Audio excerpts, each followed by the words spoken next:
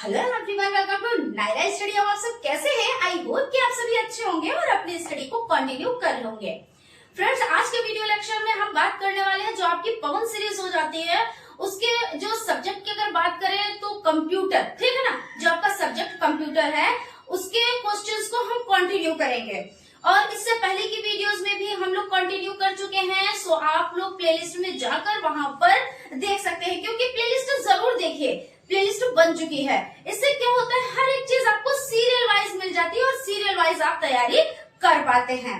तो फ्रेंड्स, कहना चाहेंगे कि आप लोग वीडियो को बिल्कुल भी स्किप ना किया कीजिए और वीडियो को लास्ट तक जरूर देखा क्या कीजिए, क्योंकि क्या होता है जब आप लास्ट तक वीडियो को देखते हैं तो हर एक चीज आपको पता होती है। ऐसे क्या होता है, कुछ चीजें आपकी छूट जाती हैं जो आपके लिए इम्पोर्टेंट होती है ना। तो ऐसा ना क्या कीजिए, क्योंकि आपके फायदे के लिए हर एक चीज है। हम भी मेहनत कर रहे हैं तो आपका भी फर्ज बनता है कि आप भी मेहनत करें, है ना।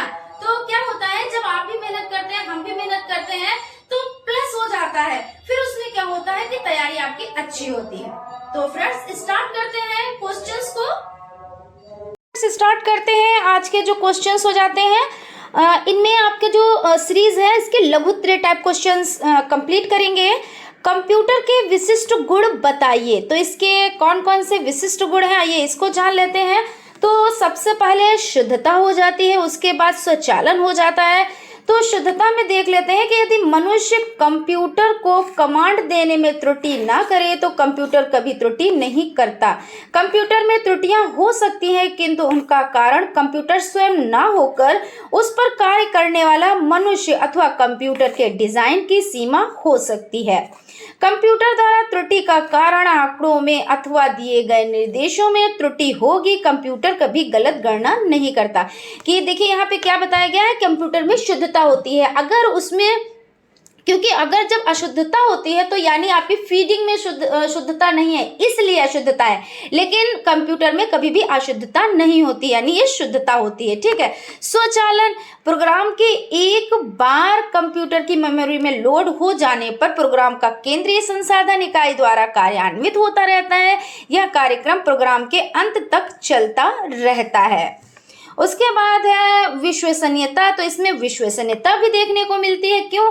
क्योंकि देखिए कंप्यूटर द्वारा दिए गए कार्यों, गणनाओं तथा दी गई सूचनाओं में शुद्धता अति उच्च होती है, इसलिए इनमें विश्वसनीयता भी अधिक होती है। हम बिना झिझक के कंप्यूटर द्वारा प्रदत्त सूचनाओं पर विश्वास कर सकते हैं, क्योंकि इसमें देखिए विश्वास होता है, ये विश्वसनीय होता है। हम इसमें क्या होता है, इनकी सूचनाओं पर हम आंख बंद करके विश्वास कर सकते हैं, यही चीज होती है ना।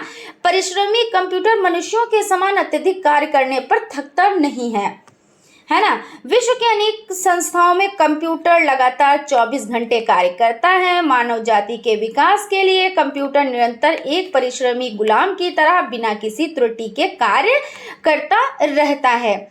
विभिन्नता, एक ही कंप्यूटर विभिन्न प्रकार के कार्यों को कर सकता है। किसी क्षण में कंप्यूटर किसी परीक्षा फल को तैयार करता है तथा दूसरे क्षण में ही कंप्यूटर बिजली के बिलों को तैयार कर सकता है तथा इसके बीच में या किसी सहायक क्लर्क के कार्यों में सहायता कर सकता है। यानी क्या कहने का मतलब है, आप कंप्यूटर से कोई सी भी कार्य कर सकते हैं, अलग अलग कार्य कर सकते हैं। जैसे आप पहले कोई और कार्य कर रहे हैं, उसके बाद तुरंत से आप दूसरा कार्य करने लगे, तो ऐसा तो है नहीं कि मनुष्य के जैसे भाई मनुष्य हम थक जाते हैं कि अभी हमने ये काम किया, अभी हम ये नहीं करने में सक्षम है। तो कंप्यूटर ऐसा कुछ भी नहीं करता है, वो लगातार वर्क करता रहता है ना। अब देख लेते हैं क्वेश्चन। विभिन्नता तो हो गई, क्योंकि भाई विभिन्न विभिन्न क्या कर सकता है, कार्य कर सकता है। भाई कभी स्टडी के लिए, तो कभी बिजली का बिल भरने के लिए, कभी पानी का बिल भरने के लिए, मतलब अलग अलग वर्क करता है। उसके बाद है कंप्यूटर की उपयोगिता को समझाइए। तो जीवन के क्षेत्र में किसी न किसी रूप में कंप्यूटर का उपयोग एवं अनुप्रयोग निम्नलिखित है। व्यापारिक क्षेत्र में, व्यापार तथा व्यवसाय के क्षेत्र में आजकल कंप्यूटरों का उपयोग किया जा रहा है। व्यावसायिक संस्थानों यानी संस्थाओं में आंकड़ों से प्राप्त सूचनाओं के माध्यम से उचित नियंत्रण व उत्कृष्ट प्रबंधन के लिए सटीक निर्णय लेने में कंप्यूटर की सहायता प्राप्त की जाती है। बैंकिंग क्षेत्र में कंप्यूटर का प्रयोग बैंकों में लेन देन की गणना व भंडारण के लिए होता है। कंप्यूटर द्वारा ही बैंकों में चेकों का भुगतान किया जाता है। शिक्षा के क्षेत्र में कंप्यूटर द्वारा आज अनेक विद्यालयों व विश्वविद्यालयों में शिक्षार्थी को पढ़ाने का कार्य किया जा रहा है। क्योंकि क्या होता है कि शिक्षा के क्षेत्र में कंप्यूटर से बच्चे पढ़ रहे हैं, तो इसमें शिक्षा के क्षेत्र में बहुत ज़्यादा योगदान है। खेल एवं मनोरंजन के क्षेत्र में कंप्यूटर का उपयोग अनेक प्रकार के खेल खेलने में भी किया जाता है। लूडो, शतरंज, tennis, cricket, car race, motorcycle race आदि प्रचलित खेल हो जाते हैं। तो कंप्यूटर के द्वारा बच्चे देखिए खेल भी खेलते हैं, शिक्षा भी ग्रहण करते हैं, बैंकों में भी हमको हेल्प मिलती है। यानी कंप्यूटर हमारे लिए कितना फायदेमंद है। इंटरनेट व इंट्रानेट भी कंप्यूटर तकनीकी की देन है। इसके द्वारा विभिन्न व्यापारिक संस्थाएं देश विदेश में अपना व्यापार कर रही हैं, अपना उत्पाद बेच रही हैं व इंटरनेट के द्वारा ही धन का आदान प्रदान सुगमता से कर रही हैं। शिक्षा प्रशासन के क्षेत्र में भी कंप्यूटर के विविध उपयोग है। कार्यों की सूची बनाना, उनके संबंध में विविध सूचनाएं रखना, शिक्षकों के संबंध में सूचनाएं रखना, परीक्षा परिणाम बनाना, उनकी व्याख्या करना, परीक्षण सुधार कार्यक्रमों की समीक्षा करना, प्रश्न पत्र निर्माण तथा उनका मुद्रण करना, इस तरह से हो जाता है। उसके बाद आपका पॉइंट हो जाता है मेडिकल विज्ञान में। तो स्वास्थ्य तथा चिकित्सा विज्ञान के लिए कंप्यूटर बहुत ही उपयोगी सिद्ध हो रहा है। कंप्यूटर का उपयोग औषधि निर्माण से लेकर उपचार तक की संपूर्ण क्रिया में हो रहा है। तो इस तरह से मेडिकल क्षेत्र में भी कंप्यूटर का बहुत ज़्यादा योगदान है। अब देख लेते हैं कंप्यूटर के लाभों का वर्णन कीजिए। तो हो जाता है कंप्यूटर उपयोग के मुख्य लाभ निम्नांकित है। इसमें सूचनाओं का संग्रहण, विश्लेषण तथा नवीकरणीय कार्य अत्यंत सरलता एवं दक्षता से अल्प समय में किया जा सकता है। इसमें मानव जीवन के विभिन्न क्षेत्रों में किए जाने वाले महत्वपूर्ण निर्णयों के लिए नवीनतम एवं सत्य सूचनाएं आसानी से उपलब्ध हो जाती हैं। कंप्यूटर का प्रयोग प्रारंभिक शिक्षा से लेकर उच्चतर शिक्षा तक किया जा रहा है। कंप्यूटर में संग्रहित सभी सूचनाएं सुरक्षित रहती हैं और कंप्यूटर की सहायता से किसी भी विषय का अध्ययन बार बार किया जा सकता है, जो कि शिक्षण में एक शिक्षक द्वारा संभव नहीं है। कंप्यूटर से गहन जानकारियां प्राप्त होती हैं, जिससे व्यक्ति एवं विद्यार्थियों को व्यक्तिगत लाभ होता है। कंप्यूटर के प्रयोग से शिक्षा को अनेक आयाम प्राप्त होते हैं। तो इस तरह से आपका क्वेश्चन कंप्लीट हो जाता है। अब क्वेश्चन देख लेते हैं। आकार एवं क्षमता के अनुसार कंप्यूटर कंप्यूटर को कितने भागों में बांटा जा सकता है। तो आकार एवं क्षमता अथवा गति पर आधारित वर्गीकरण। आकार एवं क्षमता अथवा गति के आधार पर कंप्यूटरों को निम्नांकित भागों में विभाजित किया जाता है। Micro computer, mini computer, mainframe computer, super computer. तो माइक्रो कंप्यूटर सूक्ष्मतम आकार के कंप्यूटर होते हैं। इनमें माइक्रो प्रोसेसर का प्रयोग किया जाता है। मिनी कंप्यूटर माइक्रो कंप्यूटर की तुलना में कुछ बड़े, तीव्र व महंगे होते हैं। और मेनफ्रेम कंप्यूटर, ये कंप्यूटर मिनी कंप्यूटर से अधिक क्षमता वाले होते हैं। सुपर कंप्यूटर, ये कंप्यूटर सबसे अधिक गति, क्षमता, प्रयोगता वाले कंप्यूटर हैं। इनमें अनेकों सीपीयू होते हैं, ये समांतर क्रिया करने में सक्षम होते हैं। इन कंप्यूटरों में नॉन वॉन न्यूमैन पद्धति का प्रयोग किया जाता है। सुपर कंप्यूटर में अनेक संसाधन प्रणालियां उपयोग की जाती है। प्रयोग संसाधक समांतर प्रक्रिया करता है। यह कंप्यूटर 1 करोड़ निर्देश प्रति सेकंड से भी अधिक कार्य कर सकता है। क्वेश्चन हो जाता है, यहाँ पे देखिए कंप्यूटर की पीढ़ियों का वर्णन कीजिए। कंप्यूटर की 5 पीढ़ियां हैं। प्रथम पीढ़ी, द्वितीय पीढ़ी, तृतीय पीढ़ी, चतुर्थ पीढ़ी, पंचम पीढ़ी। तो आपका हो जाता है 1942 से 1955 प्रथम पीढ़ी, द्वितीय पीढ़ी 1955 से 1964, तृतीय पीढ़ी 1964 से 1975, चतुर्थ पीढ़ी 1975 से 1990। पंचम पीढ़ी 1990 से वर्तमान।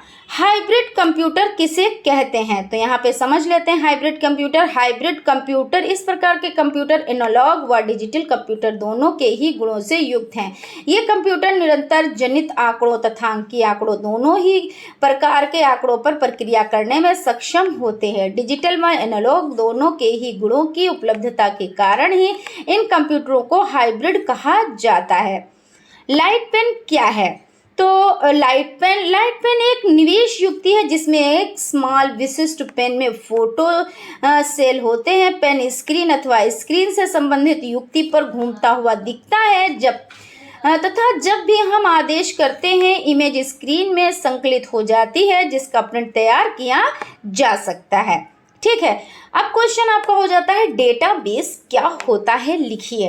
तो डेटाबेस किसी कंप्यूटर प्रणाली पर संचित आंकड़े डेटा को कंप्यूटर डेटाबेस कहते हैं। इन आंकड़ों को किसी विशेष पद्धति का अनुसरण करते हुए संग्रहण किया जाता है। ऐसे कंप्यूटर प्रोग्राम जो कंप्यूटर पर आंकड़ों को संग्रह करने, उनका प्रबंधन करने और आंकड़ों पर आधारित प्रश्न पूछने में काम आते हैं, उन्हें डेटाबेस प्रबंधन प्रणाली कहते हैं।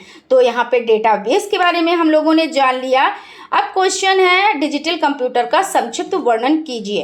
तो फ्रेंड्स, आंसर पर चलने से पहले अगर अभी तक आप लोगों ने चैनल को सब्सक्राइब नहीं किया है तो प्लीज सब्सक्राइब कर लें और बेल आइकन को भी जरूर प्रेस कर लें, जिससे क्या होता है नोटिफिकेशन आपके पास पहुंचती है और आप क्लास को ज्वाइन कर पाते हैं।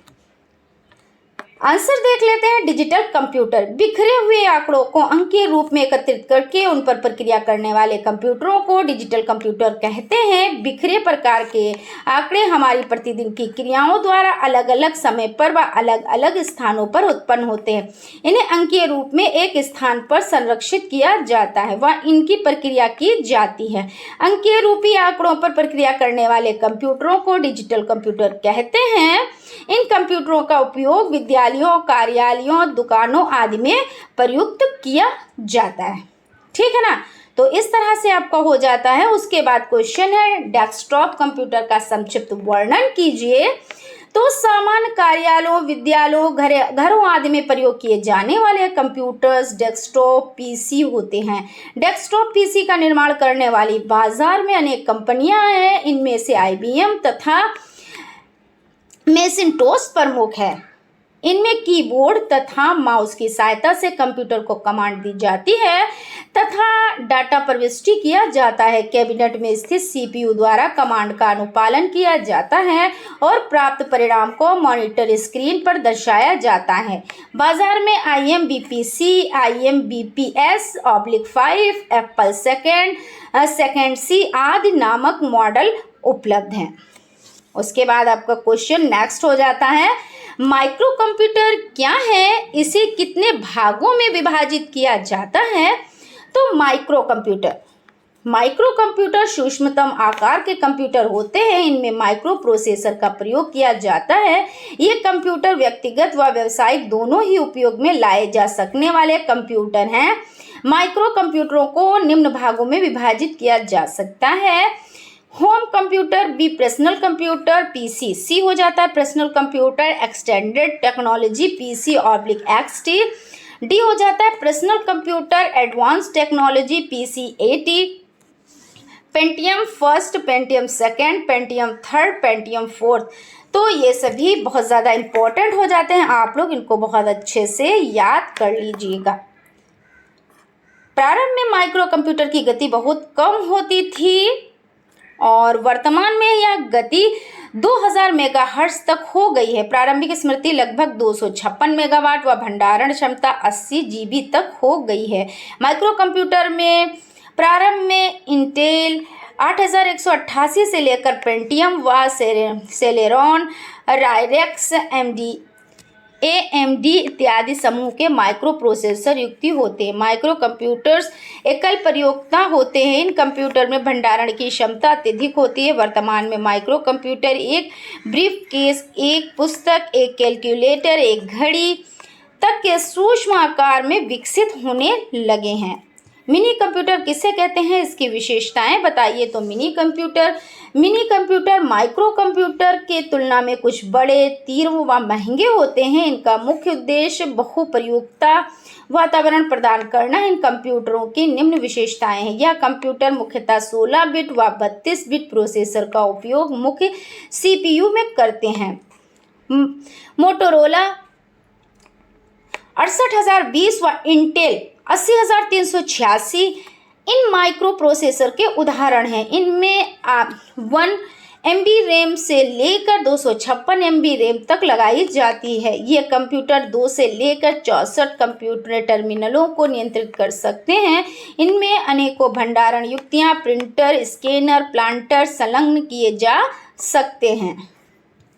ये कंप्यूटर संचार की सुविधा प्रदान करते हैं। इनमें यूनिक्स, लाइनेक्स, सोलारिस इत्यादि परिचालन प्रणालियां प्रयुक्त होती हैं और माइटीफ्रेम, मैग्नम, PDP-8 आदि मिनी कंप्यूटर हैं। तो इस तरह से फ्रेंड्स आपका सेशन यहाँ पे कंप्लीट हो जाता है। आई होप आप लोगों को सेशन अच्छा लगा होगा। अगर सेशन अच्छा लगा है तो प्लीज़ एक लाइक ज़रूर कीजिएगा और अगर अभी तक आप लोगों ने चैनल को सब्सक्राइब नहीं किया है तो चैनल को सब्सक्राइब भी ज़रूर कर लीजिएगा। और नोट्स की बात रही, PDF नोट्स आपको टेलीग्राम पर जुड़ना रहेगा, वहाँ पर आपको प्रोवाइड हो जाएंगे। तो फ्रेंड्स मिलते हैं नेक्स्ट क्लास में। Thank you.